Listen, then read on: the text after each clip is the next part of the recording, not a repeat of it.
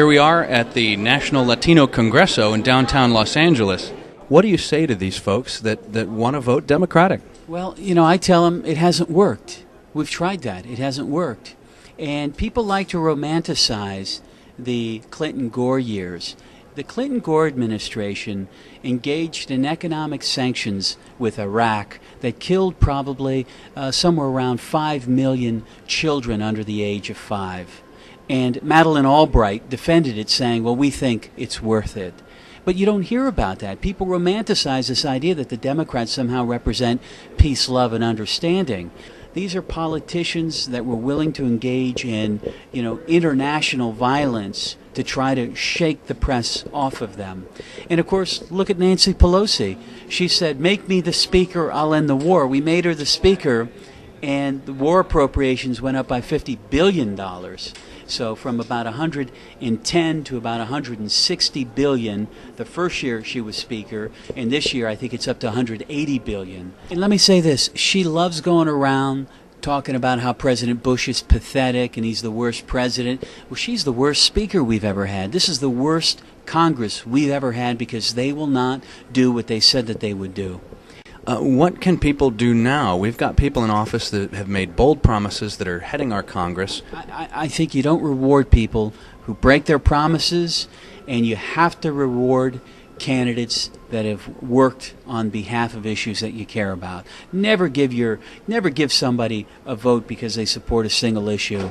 And in this case, we've got candidates that are making it part and parcel of the process to break promises at every turn. They now have it in the American lexicon that's accepted practice for politicians. You can lie to one group and say the other thing. Well, it's politics. Get used to it. It's not acceptable, and that's not the way politics has to be. I think Nader tapped into discontent. Ross Perot tapped into it. John Anderson, but they did it from outside of the Democratic Party. Barack Obama comes talking a change message that people love, but they're not looking closely at his record. How are you changed when you vote for every war appropriation, when you vote for the Patriot Act, when you vote for this FISA bill that allows, the telecom immunities? And then he employs language like, oh, I did that because it's a compromise. There are constitutional law professors that laugh at that. It's not a compromise. It's a total sellout. Now, have you noticed a discernible change between the Obama in the primaries and now the Obama that seems to be the shoo-in? No, I haven't. You see, that's a myth that I keep hearing. It's not like, oh, he was progressive and now he's become conservative. He was actually very conservative to start with, and I wrote a piece called The Obama Craze, Count Me Out, you can find it online, wherein I went and showed he had voted with the Republicans on class action reform, he voted with Republicans to limit damage awards in medical malpractice cases, all kinds of things he was bad on. And so people shouldn't give him the benefit of the doubt on that. They shouldn't say, oh, well, he's doing it just to win. No, he's doing it because he's always done it, and that's why nobody should vote for him. I mean, I feel strongly about it because I think Bill Clinton got it right. It's a fairy tale, frankly, that this guy represents change. You can't vote for all this terrible stuff and tell me with a straight face that you're going to change the culture of Washington. You are the culture of Washington. You are what's wrong with Washington. Well, I think it's pretty clear that these trade agreements have all been about trying to get cheap labor and exploiting that labor to try to create a product at a lower price. And of course, if you go over to Mexico and do that, you're going to obviously have a massive impact on American labor. I think that these international trade agreements have to have wage parity built into them. And while you're not going to be able to give a worker in another country the minimum wage that they get or the wage that they would get in the United States, it has to be the same wage as that wage is related to standard of living.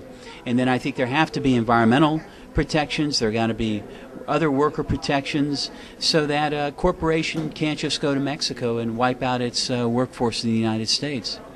Now, with so many companies fleeing to Mexico, how would you propose we protect against them trying to avoid worker protections or worker safety? Well, I think it's about embedding those requirements in trade agreements and requiring that many of these companies get all kinds of tax breaks and shelters. They get all kinds of government subsidies. And so we can tie that governmental help to these other policies that from a public policy point of view we want. They don't want to give it, then they're not going to be the beneficiaries of, the public trough. Because right now they eat at the trough and then they go hurt the worker by trying to ship the jobs elsewhere, and we should stop it. Pundits for the candidates are pointing out that there's a great deal of differences between the two corporate candidates. Is that the case? I don't see that. And I think if there are differences, and of course there are going to be differences, the question is, do they amount to enough for us to keep putting aside what we really want to vote in this very narrow spectrum of political choices? And I think that it's not worth staying there when the candidate for change looks just like the other candidate. Because if you think about it, when Barack Obama's supporters say, oh no, that's not really who he is, this is how he is over here, don't worry, he's a radical. Well, why can't John McCain people say, oh, well, this isn't the real John McCain that's supporting Bush. It's the 4 years ago guy that when he becomes president, he'll be that guy. I don't want to guess which personality that they're going to be, which configuration of themselves. I'm going to look at their voting record, and their voting record says they don't deserve your vote. Don't throw your vote away, casting it for people that continue to demonstrate that they're, going to do whatever they think is going to win them votes.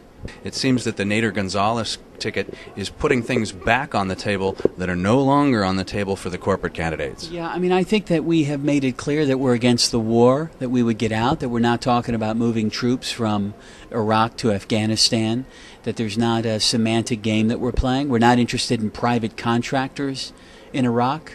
We're the only ones talking about reforming the Taft-Hartley law, which unfortunately creates a world where labor doesn't have strength. Before Taft-Hartley, labor could engage in all kinds of secondary boycotts and all kinds of tools that they could use to fight against concentrated capital in a way that even the playing field. You take that away and you make it impossible for a strike to really happen. Well, you've got no mass movement. You've got no ability to shut down the country when, the Supreme Court steals an election and things like that. So those are a couple of easy ones. Obviously, we're against nuclear energy, and we're against it because we think alternatives are stronger. We think solar's a better technology, and we don't have to hassle with the waste product. Single-payer health care is a big one. Trying to get corporate accountability, trying to change corporate personhood. There's just a host of issues. If you go to votenader.org, you'll see it all, and you'll see what a difference our campaign is. Many of these corporations are perhaps holding patents on technologies that could change our energy crisis that they've shelved and made them unavailable for anybody to work on. We have to find a strategy for making sure that things that serve such an important public benefit that are essentially is almost like part of a public utility. It's almost like electricity and water and food. It's such a fundamental thing that there ought to be some way of getting at that and not allowing those patents to be sat on.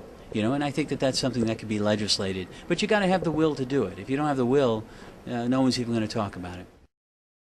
This has been Dutch Merrick from the National Latino Congreso for the Nader Gonzales presidential team.